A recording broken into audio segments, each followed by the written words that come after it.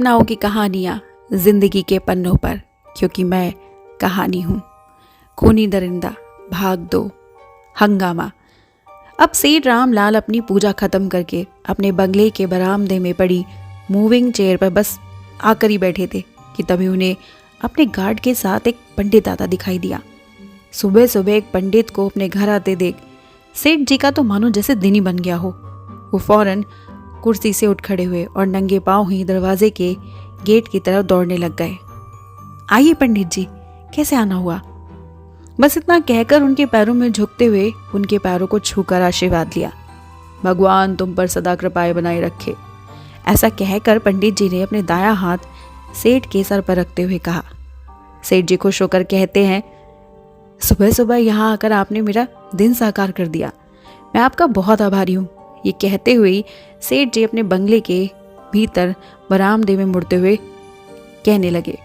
तभी पंडित जी जोर से बोले, हमें रात सपने में भगवान ने बताया कि आपने अपने बंगले में एक बहुत अच्छा मंदिर बनवाया है और उसमें आपने प्रभु श्री राम की और उनके परिवार सहित बहुत ही सुंदर और बहुत ही कीमती प्रतिमा लगवाई हुई है।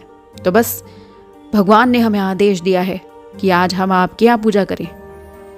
पंडित जी भी चलते चलते इधर उधर देखते हुए कहते हैं, आप बहुत ही भाग्यशाली हैं सेठ जी, लेकिन आपका वास्तविक भाग्योदय तो अभी होने वाला है।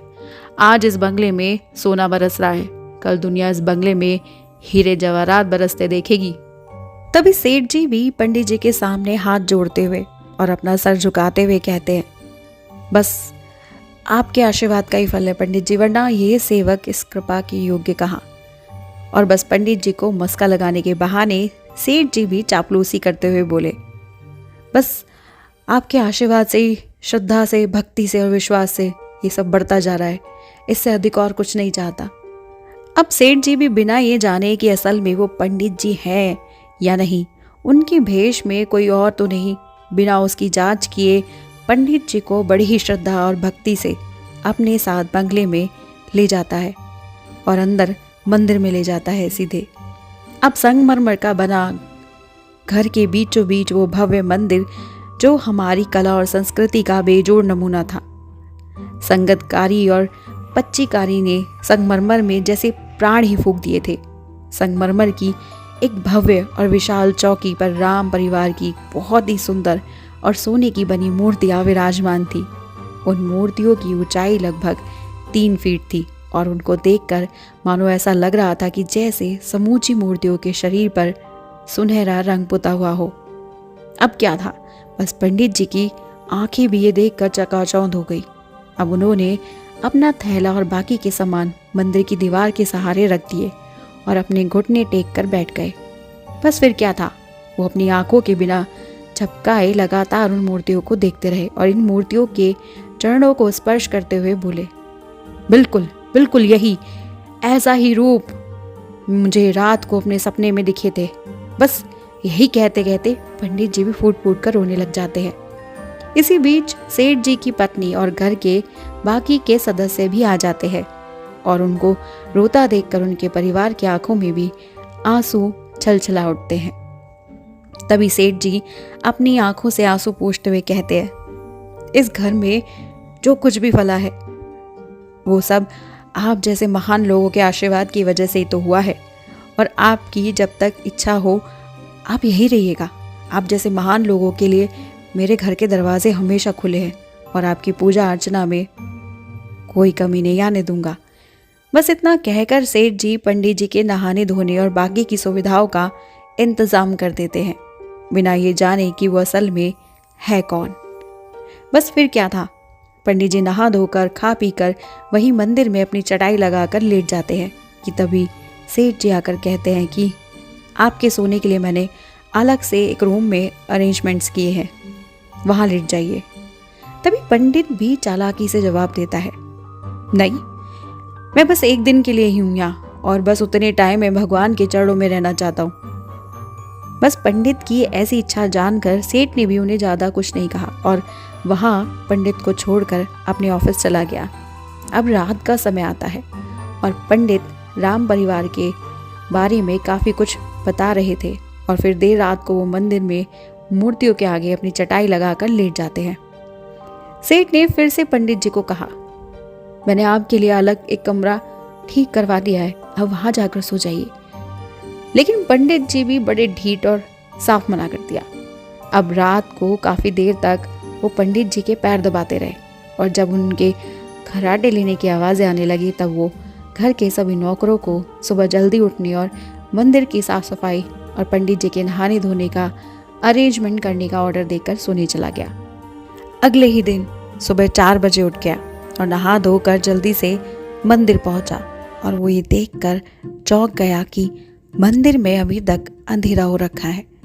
सेठ को लगा कि शायद पंडित जी नहाने धोने गए होंगे और बाकी के नौकर शायद पूजा का सामान जुटाने में लगे होंगे।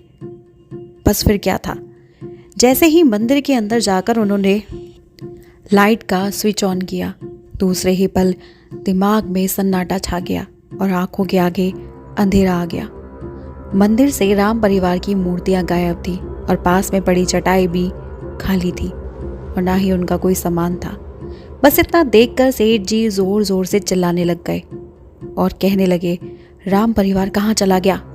तभी वो दोनों नौकर भी दौड़े दौड़े आते हैं जिनको पंडित जी ने नहाने धोने के लिए और बाकी के अरेंजमेंट्स के लिए कहा था।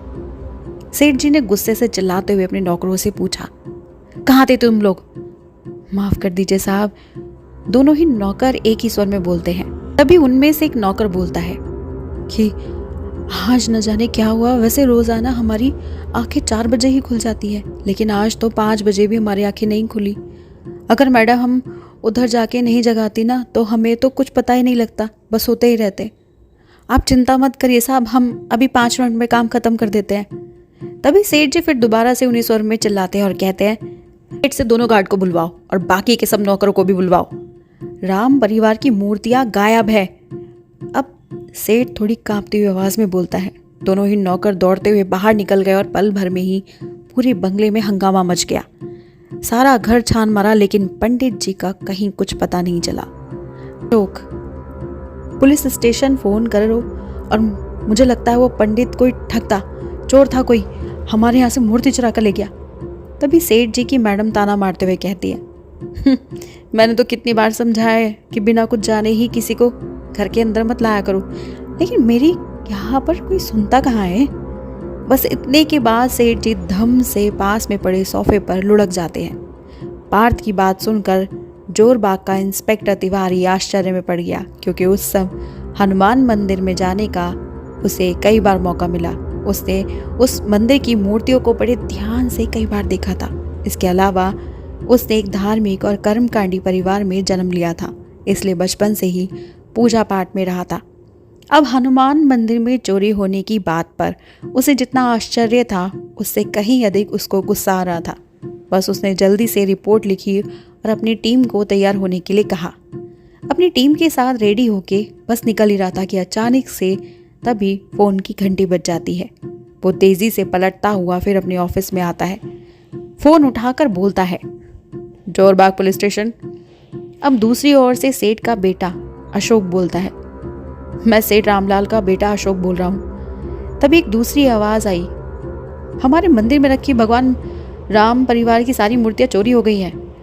इंस्पेक्टर तिवारी चौंक कर बोलता है, क्या आपके यहाँ भी चोरी हो गई? कब, कैसे? अब इन चोरी के पीछे किसका हाथ है और जो पंडित जी सेठ के घर आया था वो कौन था? क्या मामला है इन सिलसिलेवार चोरी का? क्या होगा अब इंस्पेक्टर तिवारी का अगला कदम? क्या वो आगे होने वाली बाकी की चोरियों को रोक पाएगा या नहीं? जानने के लिए जुड़े रहेगा इस कहानी के अंत तक। खूनी दरिंदा, a murder mystery, suspense and thriller story.